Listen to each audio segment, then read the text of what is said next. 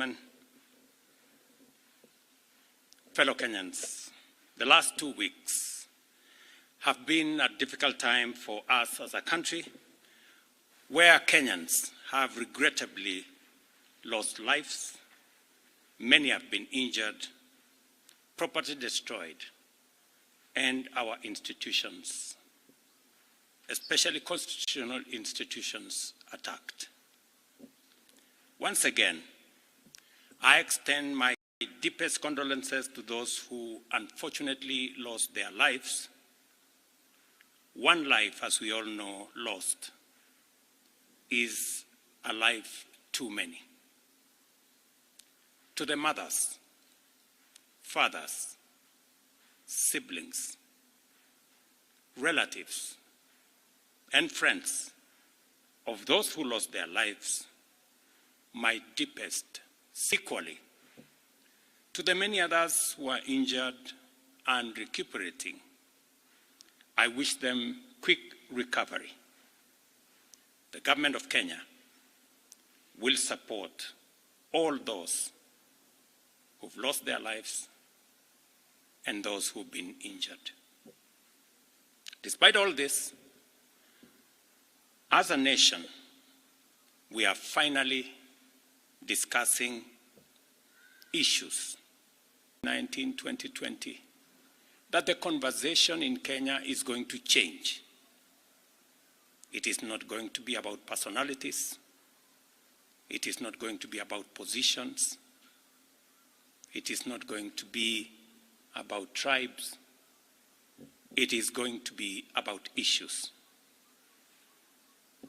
Today, that situation is true, that we are having a conversation about issues in our country. We must all be proud of ourselves that we have managed to elevate the debate in our country to the level of issues that affect all of us. I am very happy that we are having a conversation about jobs for our young people, about opportunities for business, about manufacturing, about taxation, about debt, and all the other things that are important to all of us. I make this statement to highlight the actions taken in response to the overwhelming public feedback in the recent days, and to fulfill my commitment to continuously and effectively listen to the people of Kenya, and to underscore my intention to always take public contributions in good faith, applying them to enrich policy making, governance, and government programs. Public debt is and continues to be a major point of engagement and conversation in Kenya. I have today appointed an independent task force to carry out a comprehensive forensic audit of our public debt and report to us in the next 3 months. This audit will provide the people of Kenya with clarity on the extent and nature of our debt, how public resources have been expended, and will also recommend proposals for managing our public debt in a manner that is sustainable and does not burden future generations. The consequence of withdrawing the finance bill is the reduction of our revenue targets by 346 billion. Over the last few days, our Treasury team has been assessing the adverse impact of critical government services, while borrowing the whole amount in full will occasion a fiscal deficit by a margin that would have significant repercussions on many sectors, including our exchange rates and interest rates. We have since, after extensive consultations, struck a middle ground, and we will be proposing to the National Assembly a budget cut of not the entire 346, but a budget cut of 177 billion, and borrowing the difference. Whatever we are going to borrow, the difference, will increase our fiscal deficit from what I intended to be 3.3% of our GDP.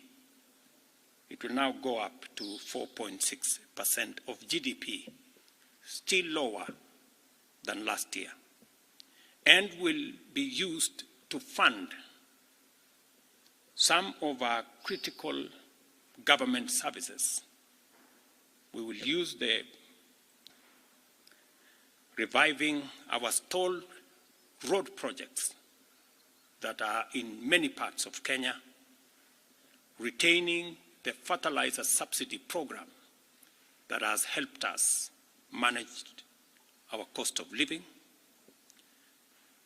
settling the debt owed to farmers in our coffee sector, capitalizing the coffee cherry fund to support our farmers in that sector, enabling public-owned sugar mills to pay outstanding debts to sugarcane farmers for their deliveries, additional funding for higher education, new funding model that was in our plan will now receive additional funding, settling arrears owed to counties, settling arrears for NGCDF, and settling arrears for our pensions.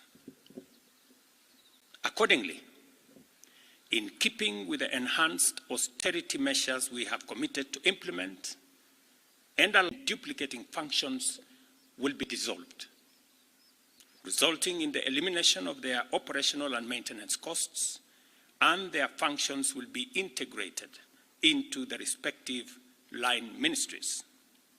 Staff currently employed by the affected corporations will be transferred to ministries and others with immediate effect.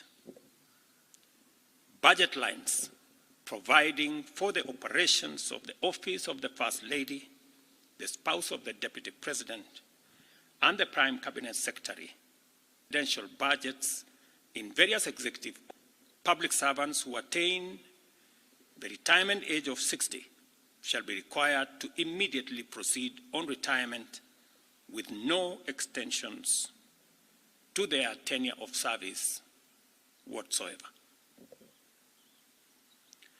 The purchase of new motor vehicles by the government is suspended for 12 months, except for security agencies, while a new policy on transport for public officers will be developed.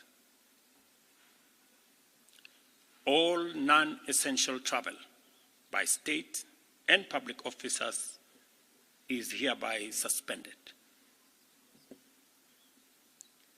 No state officer or public servant shall participate in public contributions or harambees going forward. The Attorney General is hereby directed to prepare and submit legislation to this effect and develop a mechanism for structured and transparent contributions for public, charitable, and philanthropic purposes. These measures will be followed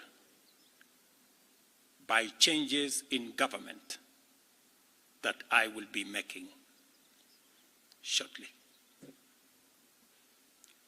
We are determined to carry out this and other interventions to improve the quality, efficiency, and transparency in serving to achieve the strategic objectives of the bottom-up economic transformation agenda and deliver